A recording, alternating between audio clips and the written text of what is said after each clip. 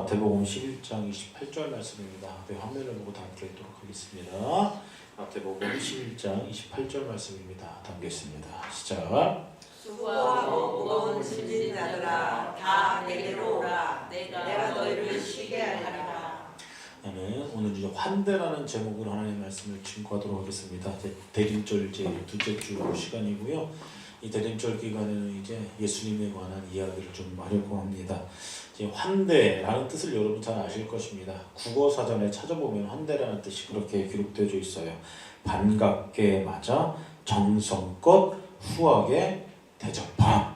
이제 국어 사전을 찾아보면 이제 환대라는 뜻이 그렇다라는 것입니다. 그래서 여러분 누구에게 환대를 받는다라는 이제 그런 일들은 우리에 있어서 이제 굉장히 이제 기분 좋은 일이라는 것입니다. 여러분 생각해 보십시오. 이제 하루의 일을 힘들게 이제 일하고 마치고 집에 들어가는데 이제 가족들이 이제 반겨준다라고 한번 여러분 상상해 보십시오. 오늘도 정말로 수고하셨어요. 이제 그런 이야기를 이제 듣는다고 하면은 얼마나 기분이 좋겠습니까? 현실은 어때요? 현실도 그러죠? 집에 가보면 이제 반겨주는 게 요즘은 누가 반겨준다고 그래요? 강아지, 고양이. 집에 가보면 이제 가족들은 이제 별 관심 없는데 나를 반겨주는 건 오직 애완동물 뿐이다. 뭐 그런 얘기들이 많이 있습니다. 그래서 여러분 애완동물에 관련된 장례식장도 어떤 사람들은 수술비로 몇백, 몇천만 원 쓰는 사람도 있다고 그래요. 현대인들은 이제 많이 이제 외롭기 때문에 뭐 이런 이제 상황까지 오지 않았나 뭐 그렇게 이제 보게 되는데 아무튼 이제 환대를 받는다라는 것은 굉장히 이제 기분 좋은 일입니다. 기분 좋은 일인데 때로는 조심해야 될 환대도 있다라는 것이에요. 누가 우리한테 잘해줍니까? 사기꾼들, 아니 뭐 약하는 사람들 와가서 이제 별 얘기를 다 아주 막 환대합니다. 근데 그들은 그런 사람들은 그런 불의 사람들은 이제 조심해야 된다라는 것입니다. 기분 좋다고 이제 막 그렇게 하면 안 된다라는 것이에요. 그런데 여러분 아무런 조건 없이 환대해 주는 분은 단 한 분이에요. 단 한 분. 누구예요? 예수님 뿐입니다. 일반적인 세상 사람들이 우리한테 잘해준다? 다 이유가 있기 때문에 잘해주는 거예요. 근데 예수님께서는 아무런 조건 없이 우리를 환대해 준다라는 것입니다. 오늘 주님께서 뭐라고 말씀하셨어요? 수고하고 무거운 짐진 자들아 다 내게로 오라. 그렇게 이제 말씀하고 있습니다. 여러분 이제 수고하고 무거운 짐진 자 생각해 보십시오. 그런 사람들을 우리가 이제 대하는 것은 살짝 좀 부담스럽습니다. 이유가 뭐예요? 그 짐과 수고가 내가 책임을 져야 되는 그런 상황이 될 수도 있기 때문에 왠지 모르게 그런 사람들을 환대한다는 것은 굉장히 부담스러운 일이에요. 근데 예수님을 보십시오. 예수님이 하신 말씀이 그런 사람 다 내게로 와라. 수고하고 무거운 짐진 자들아 다 내게로 오라. 그 다음 뭐라고 말씀하세요? 내가 쉬게 해주겠다. 쉬게 해주겠다. 우리들의 인생의 짐을 책임져 주겠다는 예수님의 초대 아닙니까? 오늘 말씀을 통해서 여러분 우리들을 두 팔 벌려 환영하시고 환대하시는 그 예수님의 모습을 볼 수가 있습니다. 예수님께서 그렇게 하는 이유가 있으세요. 말씀을 보고 그 예수님에 관한 내용들을 살펴보고 그 은혜를 나누고자 합니다. 모든 사람들은요 여러분 예수님의 초대의 대상입니다. 어느 누가 삶의 수고와 무거운 짐을 지는 인생에서 자유할 수 있겠습니까?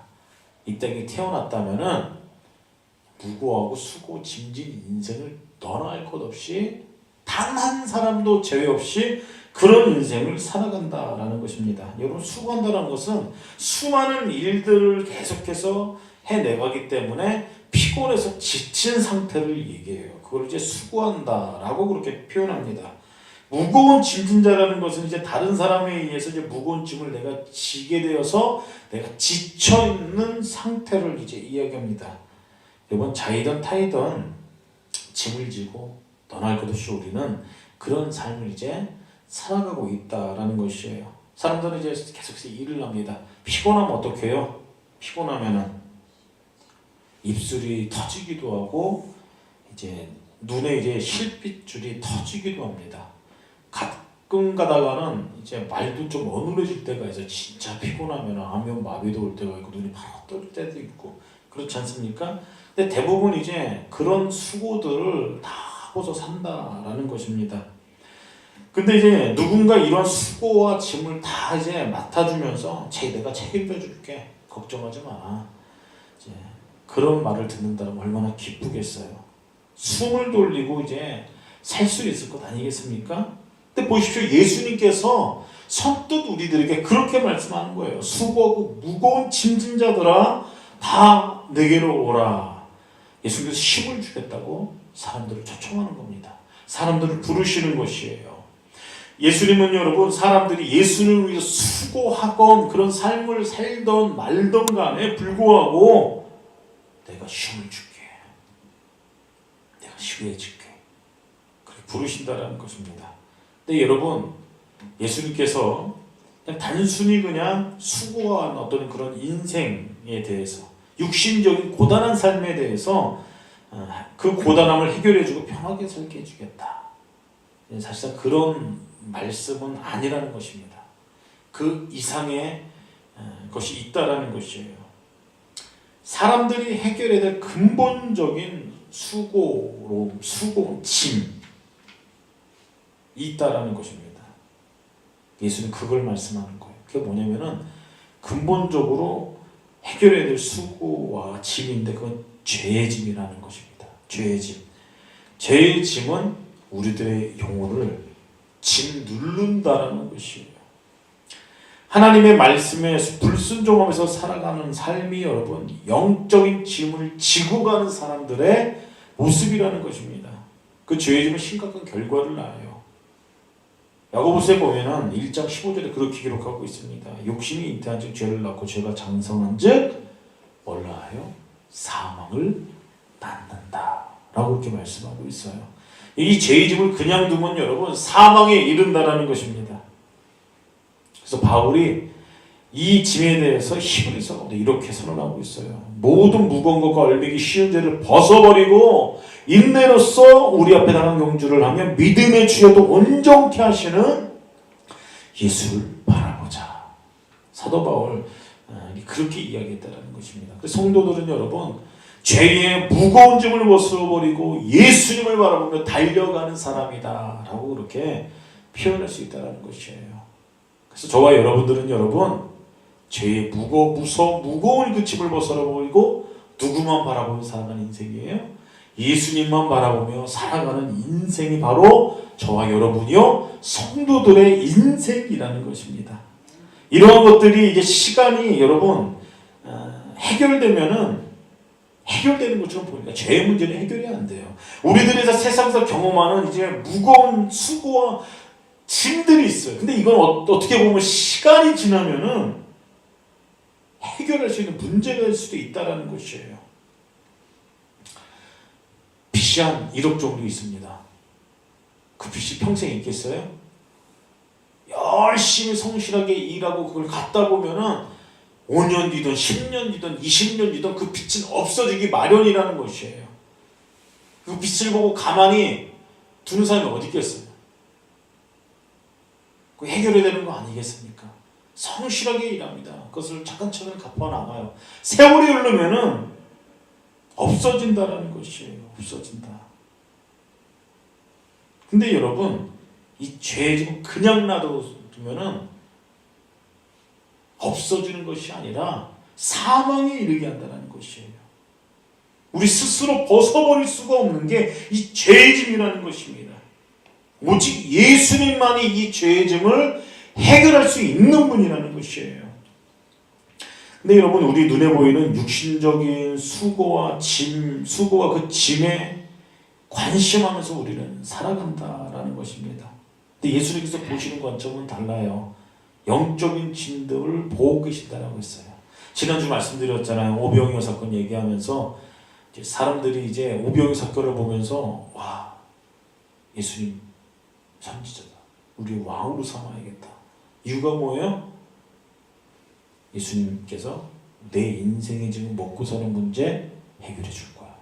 예수님 사라지니까 배 타고서 막 찾아가요.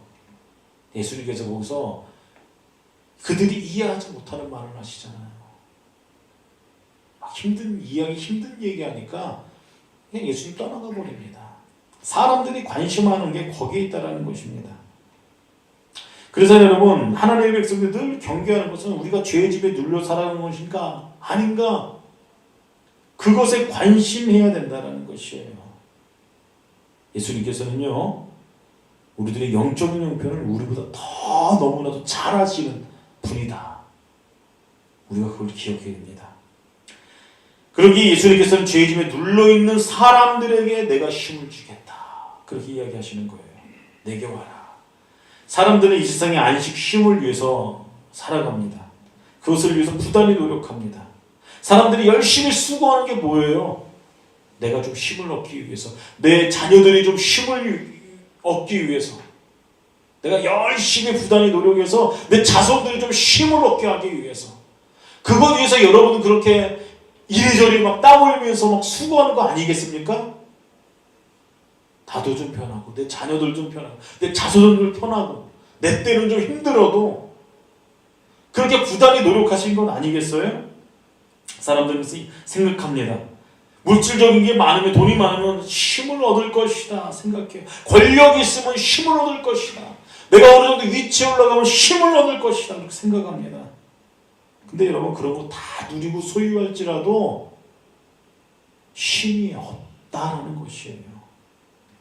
우리들의 욕심은 우리들이 자족하지 못하게 하고 힘없이 수고하도록 만드는 것입니다. 요즘 인스타그램이 유행이잖아요. 젊은이들 세대에서는 젊은 세대들이 착각을 해요. 대부분 이제 거기서 이제 좋은 음식, 좋은 차, 뭐 이렇게 뭐 연예인 필라는 그런 사람들이 막 영상을 올립니다. 그러면서 이제 본인은 그게 이제 못 사니까 그걸로 이제 보면서 부러워하죠. 근데 그건 다 이제 어떻게 보면 이제 다 포장하는 거예요. 포장하는 거. 내가 이렇게 잘 산다. 난 이렇게 힘을 누리면서 살고 있다. 근데 실제적으로는 그러지 못하는 사람들이 그걸 과대 포장해서 그렇게 이제 올리는 것이 많죠. 사람들이 그거보다 부러워하는 거예요. 나도 저렇게 살고 싶다. 요즘 인스타에 올려오는 광고들 보면 기가 막힙니다. 이게 지금 우리가 사는 세상인가 싶을 정도로 서울 강남 뭐 아파트 요즘 집값 150억. 이게 말이 된다고 생각합니까? 이제 그런 거 보면서 실제로 그런 거 사는 사람들도 있어요. 그렇게 사는 데 있으니까 뜨겠죠. 그런데 이제 살면서 사람들이 부러워하겠죠. 내가 저보다 힘을 누리고 싶다. 근데 그런 거 다 누리고 사람들이 정말로 힘이 있을까요? 그렇지 않다라는 것이에요. 그렇지 않다라는 것입니다. 그런 영상들은 사실상 우리들이 더 자족하지 못하도록 만드는 것입니다. 특히 하나님 백성들에게 있어서는요. 우리가 세상을 다 소유하고 이런 것들을 원하면 다 이룰 수 있다, 때 힘을 얻을 수 있다라면 여러분 얼마나 좋겠어요. 근데 그렇지 않다는 것이에요. 진정한 힘은 어디서 누리느냐? 성경은 명확하게 이야기하고 있어요. 우리가 예수님께 나아가실 때 진정한 힘을 누릴 수 있다. 우리 예수님이 그 힘을 준다라고 이제 말씀하세요. 그리고 힘을 준다고 말씀하기 전에 예수님께서 하신 말씀이 뭐냐면 수고하고 무거운 짐진 자들아 다 내게로 오라 그렇게 말씀하십니다. 그래서 힘을 얻기 위해서 우리가 해야 될 일이 있는 건 뭐냐면은 다른 것 아니에요. 예수님께 나가는 겁니다. 예수님께 초청하신 그 초청에 응답해서 예수님께 나가야 된다는 것이에요. 어렸을 때 여러분 아이들이 부모님 품에 안길 때 진정한 평안과 힘이 있잖아요. 아이들이 부모님 안 보면 어떻게, 안 보이면 눈 안 보면 어떻게 돼요? 막 웁니다. 불안하니까. 엄마 아빠가 보면 이제 거기 안겨서 이제 웃잖아요. 거기 안에 진정한 힘이 있다는 그 마찬가지로 우리가 예수님께 나가기 시작할 때, 예수님과 친밀해지기 시작할 때 우리의 진정한 쉼이 있다라는 것이에요. 이 요한복음 14장 27절에 예수님께서 말씀하시잖아요. 평안을 너희에게 주노니 곧 나의 평안을 너희에게 주노라. 내가 너희에게 주는 것은 세상이 주는 것 같지 아니하니라. 너희는 마음에 근심도 말고 두려워하지도 말라. 여러분, 예수님께 나아갈 때 예수님과 친밀감 가운데 우리가 그 관계 가운데 있을 때 우리 마음 가운데 두려움과 근심이 떠나간다는 것이에요. 우리 형편과 상황과 관계없어요. 우리가 예수님께 나아갈 때 우리 안에 있는 근심과 두려움이 떠나간다는 것이에요. 이 근심과 두려움은 우리들의 형편과 관계없이 누구나에게 다 있다는 것입니다. 예수님께서 우리의 삶을 맡아준다. 나의 죄짐을 해결해 주셨다. 내 인생도 책임져 주다. 그걸 알 때 참 평안과 쉼을 비로소 누릴 수 있다라는 것입니다. 근데 뭐 문제는 이제 죄의 문제가 하나님과의 관계를 다 망가뜨린다는 것이에요. 죄는 우리가 하나님 안에 머물지 못하도록 한다는 것입니다. 무시무시한 겁니다. 참된 안식과 평안을 누릴 수 없게 한다는 것이에요. 에덴 동산에서 보십시오. 아담과 하와가 하나님과의 친밀한 가운데 있었어요. 근데 사단이 아담과 하와를 하나님의 말씀에 불순종하게 해서 죄짓게 만듭니다. 그때 아담과 하와가 어떻게 해요? 하나님 가까이 가지 못하게 합니다. 하나님 변한 게 없습니다. 여전히 찾아갑니다. 그들을. 아담과 하와가 어떻게 해요? 하나님을 피해 다니기 시작해요. 숨기 시작합니다. 우리의 쉼은, 진정한 쉼은 하나님과의 관계 속에 있다는 것이에요. 여러분, 만약에 하나님과의 관계를 소홀하게 여기면서 좀 귀찮다, 불편하게 여기고 세상에서 쉼을 얻고 이제 추구하며 살아간다라면은 죄의 영향 가운데 우리가 있다는 것입니다. 죄의 영향 가운데 우리가 있기 때문에 주님과 멀리 떨어져 있는 것은 아닌지 늘 점검해야 된다는 것이에요. 이 시간도 마찬가지입니다. 우리가 예수님 앞에 나왔어요. 그렇지 않습니까? 근데 이 시간이 우리에게 부담이요 짐이 되는 것이 아니라 하나님과의 깊은 관계 가운데 나아가는 즐거운 시간이 되어야 된다는 것이에요. 하나님과 깊은 관계를 맺기 시작할 때 이 시간이 진정한 평안과 힘을 얻게 되는 시간이라는 것입니다. 우리들의 진정한 힘과 안식은요, 예수님께서 주시는 것이에요. 그럼 예수님께 가야겠어요? 안 가야겠어요? 달려가야죠. 날마다 예수님 앞에 달려나가신 저 여러분들 되기를 예수 그리스도로 축복합니다. 근데 여러분, 말씀을 계속해서 보면 좀 이상하다. 뭔가 이상해요. 예수님께서는 수고하고 무거운 짐진 자 다 내게로 오라라고 초청합니다. 그리고 하시는 말씀이 뭐냐면은 나의 멍에와 짐을 메라. 그렇게 얘기해요. 좀 뭔 얘기예요? 좀 혹대로 갔다가 지금 더 많은 혹을 붙이는 상황이 될 수도 있는 상황입니다. 수고하고 무거운 짐진자들아 다 내게로 오라 갔더니만 예수님께 하시는 말씀이 나의 멍에와 짐을 매. 그렇게 말씀하는 거예요. 근데 여러분, 여기서 예수님께서 매라고 하는 짐은요, 죄의 짐이 아닙니다. 죄의 짐이 아니에요.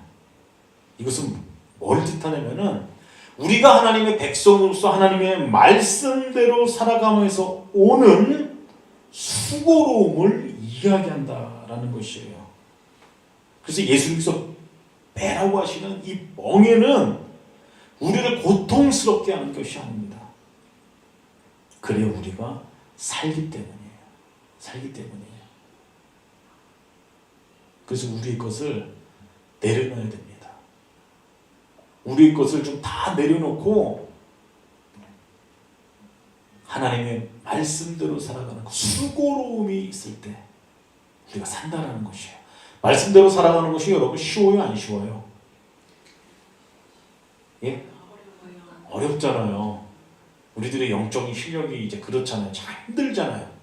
근데 그런 수고로움이 우리 인생 가운데 신앙 여정 분명히 있다라는 거예요. 그런 수고로움을 우리가 해야 되는 이유는 그래야 우리가 살기 때문입니다. 고려 종자인가 백자인가 뭐 있어요. 비싸죠. 근데 어린 아이가 손에 꼈어요. 거기에 손에 꼈습니다. 안 빠지는 거예요. 가족회의에서 야, 애가 중요하지 이 청자 백자가 중요하겠냐? 좀 아깝지만 비쌀 거 아니에요. 깨자. 깼습니다. 근데 아이가 손을 못 빼던 이유가 있어요. 못 뺀 이유가 뭐예요? 동전 때문에 그런 거잖아요. 몇백원 움켜줘갖고 이거 놓으면 되는데 그럼 이제 도자기도 안 깨고 손도 뺄 수 있잖아요. 근데 어린아이가 이거 욕심 때문에 그 쥐고서 우는 거예요. 안 빠진다고. 여러분 우리들의 모습이 이런 모습 아닌지 여러분 우리 늘 생각해봐야 돼요. 내 거 움켜쥐고 막 아둥바둥 사는 거예요. 그러니까 놓으면 되는데 우리 거 내가 생각하는 거 하나님의 말씀대로 살아가는 수고로움이 우리 안에 분명히 있다는 것입니다. 근데 그 말씀대로 살아가는 우리 거 다 내려놔야 돼요. 내 생각과 내 방법과 다 내려놓고 하나님의 말씀대로 살아가다 보면 하나님의 방법으로 우리의 인생을 형통케 하신다는 것이에요. 그게 간증 아닙니까? 근데 매번 우리 인생 가운데 우리 거 놓기 싫어서 그거 막 움켜쥐고 있으면은 그 아까운 거 깨야 되잖아요. 손해잖아요. 가위가 얼마나 혼났을까요? 그런 예가 있습니다. 그런 예가. 말씀을 지키며 산다는 것은 부담이요 짐입니다. 확실히 그래요. 그런데 죄에 빠져서 휩쓸려가지 않도록 하는 생명과 같은 그런 역할을 한다는 것이에요. 그래서 우리가 하나님의 말씀을 따라 살아가기 시작할 때 진정한 쉼을 누리면서 살아갈 수 있다라는 것입니다. 이제 계속해서 저희가 5년 차입니다. 5년 차에 개척한 지 5년 차인데 이제 매년마다 해온 게 성경 읽기를 1년에 1도 계속 해왔어요. 근데 내년에는 이제 지금 해왔던 이제 계속 5년 동안 해왔던 거를 이제 안 하고 다른 걸 하려고 합니다. 성경 읽기표대로 그냥 성경을 그냥 읽으려고 해요. 거기에 관한 이제 본문 말씀을 카톡으로 보내드리고 이제 음성 파일을 따로 이렇게 보내려고 합니다.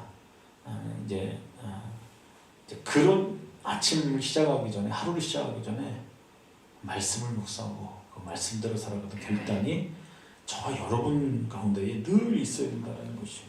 그리고 그 말씀대로 살아가기 위해서 우리가 배워야 될 게 있습니다. 그것은 온유와 겸손이라는 것이에요. 예수님이 예수님께 나오는 이들에게 뭐라고 말씀하냐면 나는 온유하고 겸손하니 나의 멍에를 메고 내게 배우라 그렇게 말씀하셨습니다. 그 마음에 쉼을 얻느니라 그렇게 말씀한다는 것이에요. 여러분 많은 이들이 마음에 쉼 없이 살아가요. 세상 일로 분주하고 걱정도 많고 마음을 쉼을 얻어 우리의 마음에 평안이 있을 것 아니겠습니까? 이제 하나님이 계실 때 우리는 안식할 수 있다는 것이에요. 우리 안에 하나님을 주인으로 모실 때 참 안식을 얻게 된다는 것이에요. 그 말씀에 순종하기 시작할 때 참 안식을 얻을 수 있다는 것입니다. 그런데 그런 인생을 살아가기 위해서는 예수님도 배워야 되는 마음인데 그것은 온유와 겸손이라는 것입니다. 예수님이 하나님 아버지 앞에 온유했고 겸손하셨어요. 그럴 때 하나님의 말씀에 순종할 수 있었습니다. 죽기까지 순종하셨잖아요. 여러분 포악하고 교만한 사람들은 여러분 하나님의 말씀 앞에 순종하기 힘들어요. 이스라엘 백성들을 보십시오. 광야 가운데 굉장히 교만했습니다. 하나님의 말씀에 순종하지 않았어요. 하나님 앞에 포악했습니다. 성질냈잖아요. 뭔 일가 있으면 모세에게 돌을 던지려고 하고 얼마나 포악합니까? 교만했어요. 결국 열매가 뭐예요? 말씀에 관한 불순종이라는 것이에요. 광야에서 불순종의 대가를 치를 수밖에 없었다라는 것입니다. 우리가 온유함으로 겸손함으로 말씀 앞에 순종하기 시작합니다. 예수님께서 그러하셨던 것처럼 죽기까지 하나님의 말씀에 순종했던 것처럼 온유와 겸손함으로 우리가 하나님의 말씀 앞에 순종하면서 나가기 시작할 때 여러분 참된 힘을 얻게 된다는 것이에요. 그리고 그 온유와 겸손은 하나님 앞에서뿐만 아니라 사람들 앞에서까지도 그 온유와 겸손이 흘러가야 된다라는 것입니다. 십자가는 항상 수직과 수평이 있잖아요. 수직은 뭐예요? 하나님과의 관계. 수평은 뭐예요? 다른 사람들과의 관계. 하나님과의 관계 가운데도 온유하고 겸손해야 되고 사람들과의 관계 가운데도 온유하고 겸손해야 된다라는 것입니다.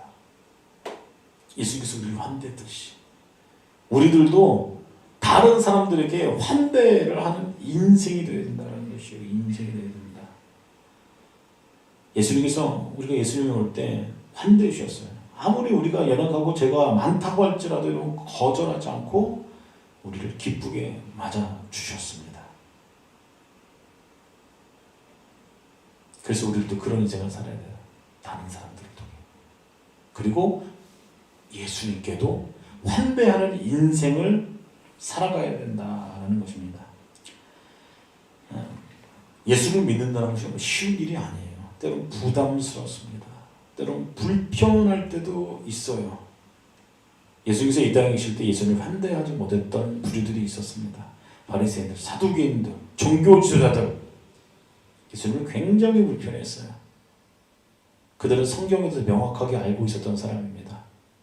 그래서 헤롯 왕이 막 이것저것 물을 때 성경에 관한 지식들을 명확하게 얘기했어요. 그래서 그 얘기는 뭐예요? 예수님이 메시아다 라는 사실을 알고 있었어요. 불편한 거예요. 종교지도자들이, 바리새인들이, 사두개인들이. 예수님이 불편한 겁니다. 그들은 다 알고 있었어요. 예수님을 환대했어요? 어떻게 했어요? 아니요, 안 했어요. 오히려 다른 사람들이 낮고 천한 사람들이 예수님을 환대했습니다. 종교지도자들은 예수님을 환대하기커녕 예수님을 죽여버립니다. 자기들의 욕심 때문에 인정하지 않고 예수님을 알면서도 교회가 이제 초대교회가 성장하고 여기저기 막 교회가 생겨납니다. 근데 세월이 지나자 예수님을 환대해야 하는데 그러지 못한 교회들도 있었죠.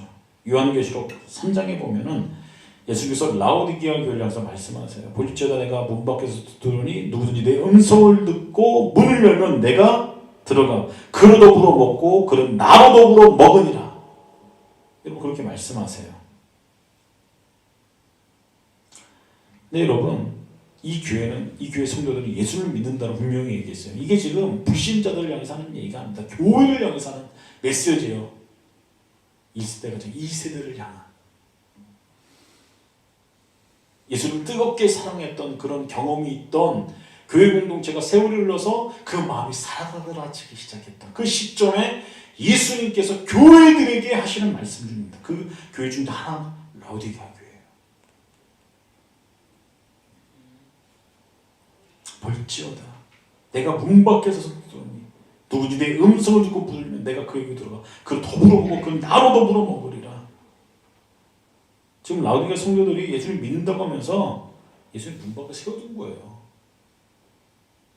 그 문고리가 특이합니다. 그 성화 보셨잖아요. 문고리가 이게 어디 있어요? 밖에는 없어요. 안에서 열어야지 열리는 문이에요. 누가 열어야 돼요? 성도들이 열어야 된다. 사람들이 열어야 돼요. 예수님 기다리는 겁니다. 문 밖에서. 그들의 영적 상태를 이야기하는 것이에요. 예수님 믿는다고 하면서 예수님이 부담스러운 겁니다. 예수님을 이제 짐처럼 생각하는 거예요. 그들의 인생 가운데는 진정한 쉼이 없다는 것입니다. 참 평안이 없다는 것이에요. 여러분 예수님께서 가장 환대를 받아야 될 곳이 어디입니까? 교회 아니겠어요? 교회 공동체 크게는 작게는 내가 교회 아닙니까? 내가 예수님을 가장 환대해야 돼요. 우리 교회가 예수님을 가장 환대해야 됩니다. 이 지역에 있는 모든 교회들, 열방에 있는 모든 교회들이 예수님을 환대해야 돼요. 오늘 예배 가운데 얼마나 많은 수많은 위해서 주일 예배가 드려지고 있습니까? 이 예배를 통해서 예수님을 우리가 환영하고 환대해야 됩니다. 찬송하고 예배드리고 말씀에 순종함으로 환대를 해야 된다는 것이에요. 근데 라우디아 교회가 성도들이 문 밖에 예수님을 그냥 뒀다라는 것입니다. 그들이 예수님 모르는 사람들이 아니에요. 예수를 믿는 사람들인데도 예수를 문 밖에 세웠다. 문을 활짝 열어야 됩니다. 예수님을 환영하고 환대해야 된다는 것이에요. 더 깊은 기쁜 마음으로 찬송을 하고 예수님께서 행하신 일들로 찬송을 하고 기도를 하고 예배를 드리고 내 가슴을 찌는 말씀을 붙잡고 순종하면서 살아가는 게 그 예수를 환대하는 건 아니겠습니까? 말씀을 정리합니다. 주님께서 말씀하세요.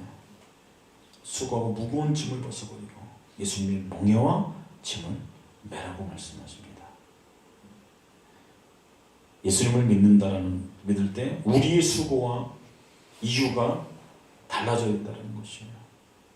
세상의 험한 것들을 위해서 수고로 살아가는 게 아니라 예수님을 따라가는 삶. 참된 평안과 안식을 누리면서 살아가는 삶. 예수님께서 온유와 겸손으로 순종하며 나갈 때 우리도 그런 인생을 살아가기 시작할 때에 세상에서 누릴 수 없는 참 평안과 힘을 누리게 되는 저와 여러분들 되기를 예수 그리스도의 이름으로 축복합니다. 함께 기도하는 시간 갖도록 하겠습니다. 이 시간 기도할 때 대림절 기간 가운데에 하나님 예수님의 온유함과 겸손함을 배우게 하시고 그 온유와 겸손함으로 우리가 하나님의 말씀을 줘 살아가기 시작할 때에 참 평안과 기쁨을 누리면서 살아가는 이 대림절 기간이 되게 달라.